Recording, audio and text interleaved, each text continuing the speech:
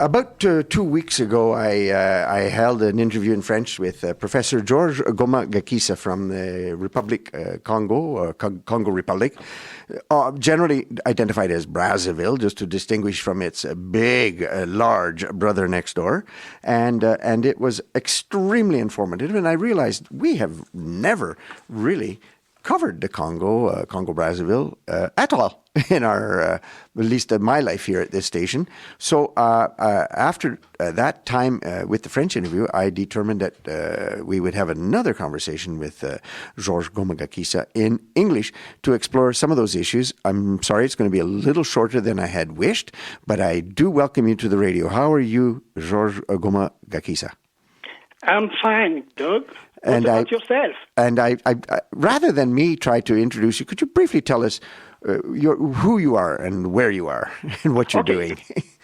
Do you know, I'm George Goma. I'm from the Congo-Brazzaville. The Congo-Brazzaville is a small state in Central Africa. And people, like you said, used to confuse both Congos. We have Congo, Democratic Republic of Congo, and the small Congo-Brazzaville that has been the former French colony. So I'm from that country. Today I'm living in Canada. I've been living in France for 20 years. I lived in the United States for 5 years, and since 4 years I'm here. Well, and I'm sociologist. I'm teaching sociology. Perfect. Wonderful. And welcome to Canada. Thank you. So could you just briefly tell us, put us into perspective. The Congo, my goodness, we know so little. And it turns out it is actually quite a small country beside the giant neighbor. Yeah. You know, Congo is a small country, but it's also a big country. Why it is a big country? Because it's the fourth, for example, it's the fourth oil producer in Africa. Fourth? Yes, sir. Fourth.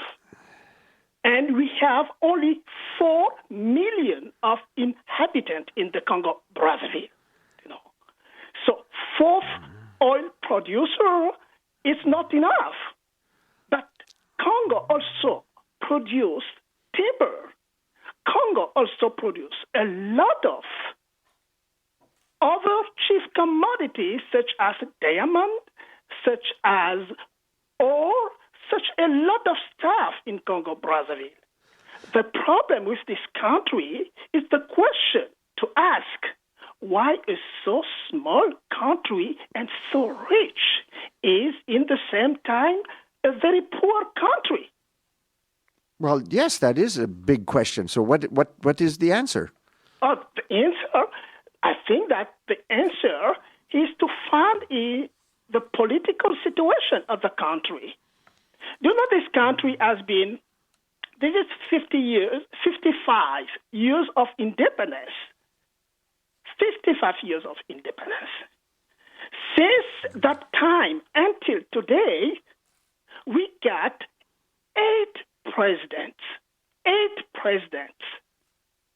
And amongst these 8 presidents, we have only one who has been in office for 32 years. Oh, 32 years. Yes, sir. Now, it's Mr. Denis Sassou Nguesso. And during his rule, the country got a big amount of money return on oil exportation. But it's incredible why, with all that money, the countries remain poor, with very poor health facilities. Well, so tell us a little bit then about Denis Sassou Nguesso, how he's managed to leave the country so impoverished despite all of its wealth. Oh, yes. Do you know the role of Denis Sassou Nguesso? It's a big history. It's a big history of huge political violence, where a lot of people have been killed, where a lot of people in the Congo-Brazzaville have been impoverished in spite of that the country being so rich country. The Congo has everything to be a real El Dorado. But this guy came into power just to stay in power. To develop the country, it's not his problem. But the guy is so rich, is ruling the country with his family, only his family, you know. Now, I understand he took over as a military coup at one point, yeah, and it was quite a Marxist government, in quotation marks. Exactly. You did it well. This guy has been a fierce Marxist. He came into politics in the 1960s. 1960s. From there until the end of the 60s, he has been helped by his mentor. His mentor is the President Marien Ngouabi. Marien Ngouabi helped Denis Sassou Nguesso to come into politics. And while Marien Ngouabi has been president, Denis Sassou Nguesso has been Minister of Defense in charge of secret services. You know what's happened in 1977? In 1977, Marien Ngouabi has been killed. His mentor has been killed. But he never went in front of the Congolese people and to tell how the president has been killed. So we have a lot of evidence that he has a lot to have with the assassination of Marien Ngouabi. Uh-huh. Absolutely. Now, he held power in that kind of a role for quite a while. Exactly. He got into power in 1979. He became the president of Republic of Congo. And then until 1990, he was yes, pretty... Sir. Until 1989. What's happened in 1989, it's the end of the bipolar world. It was an historical movement that brought democracy in Africa. Now, bipolar world, you're talking about the Cold War between the Soviet Union and the United States. Exactly. And then Denis Sassou Nguesso became president of the Congo. And in 1989, thanks to democracy, we elected for the very first time in our history a new president. Ah, so he was out of power. Yes, sir. Sassou Nguesso has been overthrown in 1992 thanks to democracy. And President Pascal Lissouba has been elected president of the country. But because Mr. Denis Sassou Nguesso has a lot of friends outside of the country, big oil corporation in France, who did a lot of profit under Denis Sassou Nguesso, rather than developing the country. So all the money of the Congo has been going outside of the country. So in spite of having a new president, Pascal Lissouba, Denis Sassou Nguesso kept disturbing the entire political game inside and outside of the country. So sorry, I'm so sorry, Georges, but we're about to run out of time. In summary, he has come back to power as a supposed Democrat.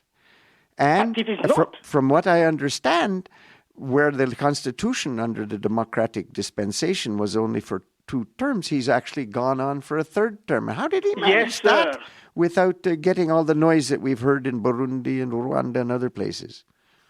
Yeah, that's the thing. He came into power in 1977, and it took a transition of 5 years.